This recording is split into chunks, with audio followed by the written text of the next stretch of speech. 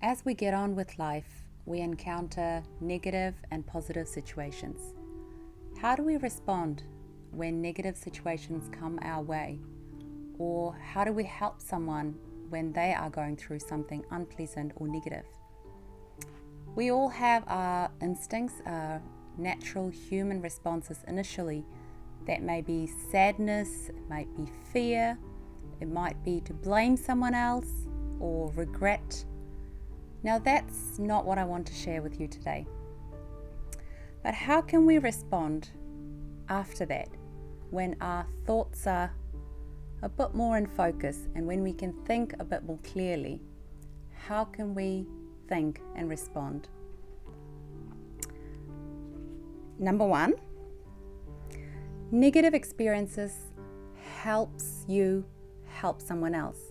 When you are going through something, either at the same time or afterwards, you might be able to help someone else who might be going through the same or similar situation, or you've already been through it and you can empathize with that other person who's going through a similar situation.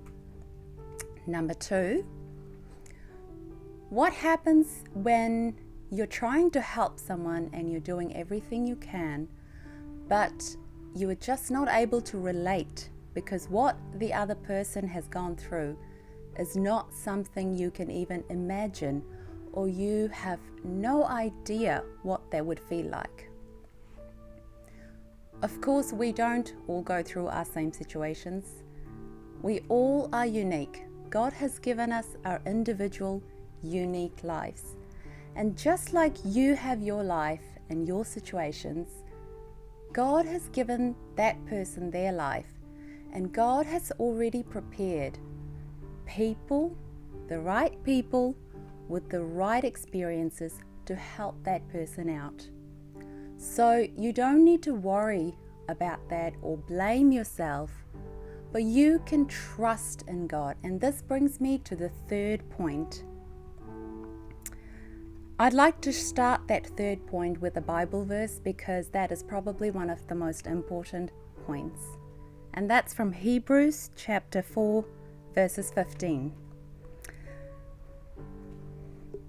4. We do not have a high priest who is unable to empathize with our weaknesses, but we have one who has been tempted in every way just as we are, yet he did not sin. So let me put this in more simpler terms. For we have a high priest who is able to empathize and sympathize with us in our weaknesses. So if it's you who's going through something, or you're helping someone else who's going through something, there is a high priest who can help them, who can empathize with them, because he went through all of that. Now this high priest is Jesus, who is God. Now before I go on to the very next verse, I want to just jump to another chapter of the same book from Hebrews. Hebrews chapter 2 verses 14. Both the one who makes people holy and those who are made holy are of the same family.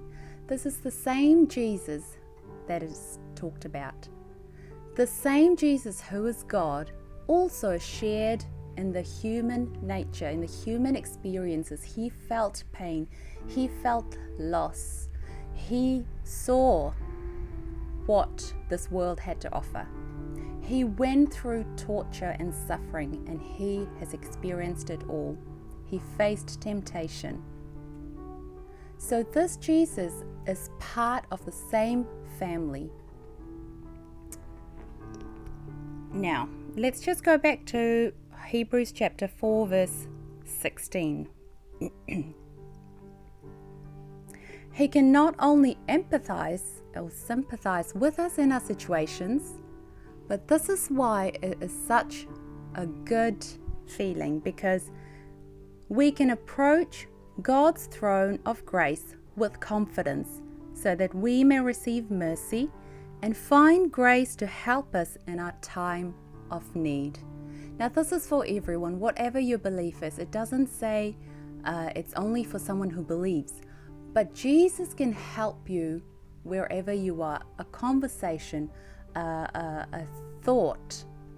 He knows your heart. He can search your heart and know where your intentions are, where your thoughts are.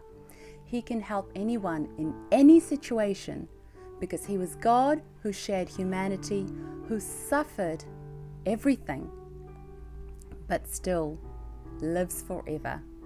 So he can not only empathize or sympathize with you in your situation or with someone else's situation, but he can also intercede for you, and he can help you find mercy and grace to help you in your time of need.